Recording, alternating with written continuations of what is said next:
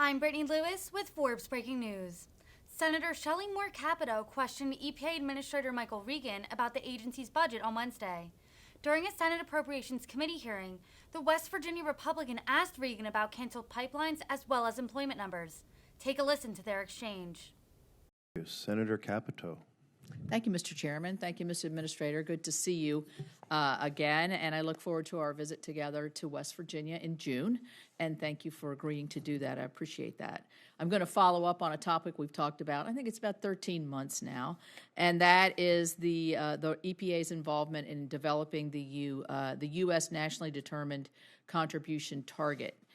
Since you testified in April, we did receive some documents, and thank you for that.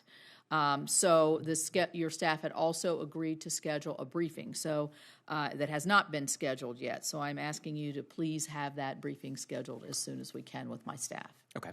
And is that briefing on the materials that were submitted? Okay. The other question on those materials, there was information that I think there was a feeling that maybe not all of the information was brought forward. You had previously said that EPA provided qualitative information about our regulatory and voluntary programs and discussed approaches to quantitative analysis.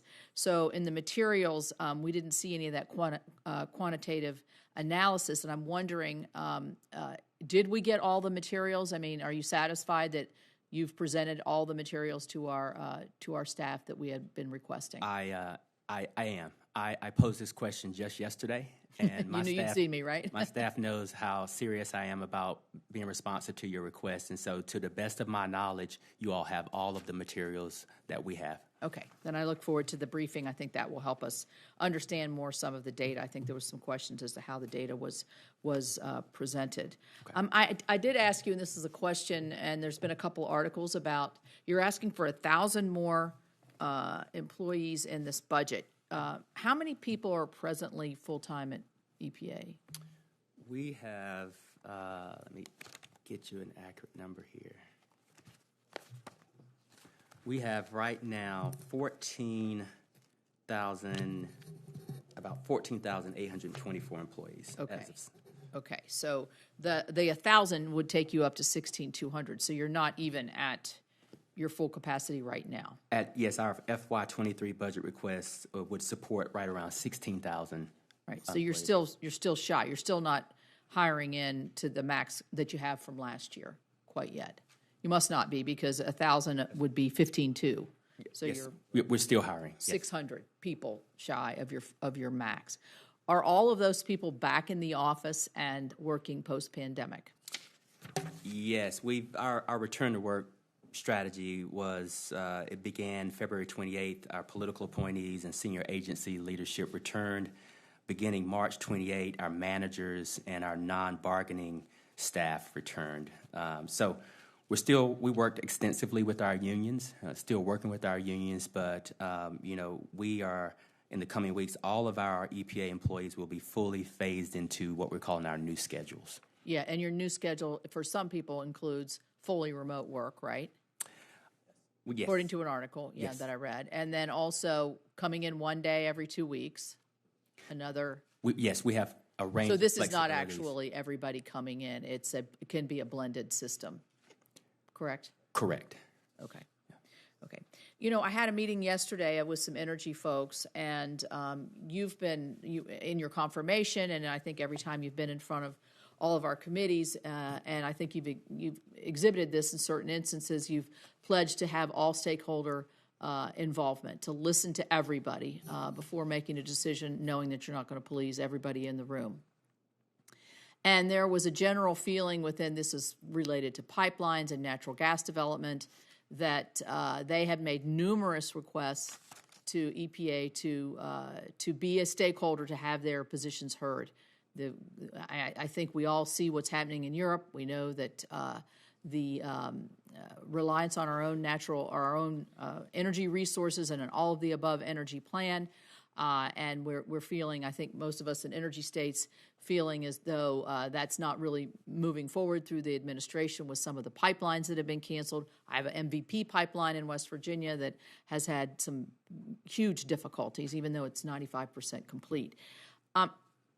I just want to ask for your pledge again that folks in the energy industry have an ability to come knock on your door and actually have their side of the story heard. I think they're doing a lot to reduce their emissions and have on the methane side and other side. I know you're getting ready to do a methane rule. I sense some frustration with them. Do you publish who you meet with, and have you had meetings with folks in that industry around the methane rule? Yes, we're fully transparent with who I meet with and who staff meets with. And yes, I've met with leadership from the power sector, the oil and gas sector. I was down in Houston at a CERA conference meeting with executives around all of the potential for methane capture and the like. And so if there is a frustration, I'd love to get that from you and your staff, but it's my understanding and personal experience that we are meeting with all of our stakeholders. Well, I'll circle back with them and make sure that that's that your door is open and that you're willing to meet with them. Okay. Maybe it's just not this particular, these were a whole variety of different people, and I was sort of frustrated by that. On the Justice 40 issue, I've tried to dig deep into that to see.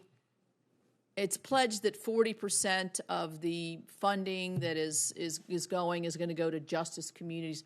Are you quantifying that? I mean, is there a website that we can go to that's going to show me where and how this pledge of 40% is actually being translated into different communities in Alaska or West Virginia or Mississippi?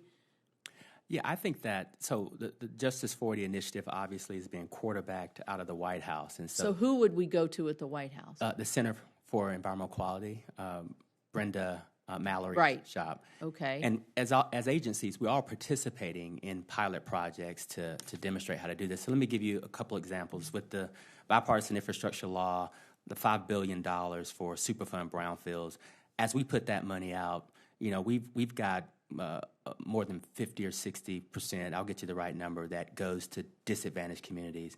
When we look at our... Are you using the screening tool that the CEQ put together? No, we have our own screening tool. Is it different than CEQ? I think that there are some differences, and EPA's had an environmental justice screening tool for decades. We've also are very well versed in environmental justice. We're one of the agencies that's been doing this for a number of years. And some of this is actually built into our programs, like with the state revolving loan funds. 49% of our dollars have to go to disadvantaged communities. So EPA has some built-in infrastructure that really does a good evaluation of where our resources actually go. So we are using ourselves as pilot projects for the Justice 40 initiative as some of that's been built out. And then you feed that up to CEQ. That's right. Are you satisfied you're reaching the 40%? I'm very satisfied with the focus that my agency has given to environmental justice and equity issues. And when I look across my programs, numbers matter to me, data matters, fairness and equity and transparency matters. With our state revolving loan fund program, with our brownfields and Superfund, we're doing an excellent job making sure that the people that need these resources the most are actually getting the resources. Thank you. Thank you very much, Senator Capito.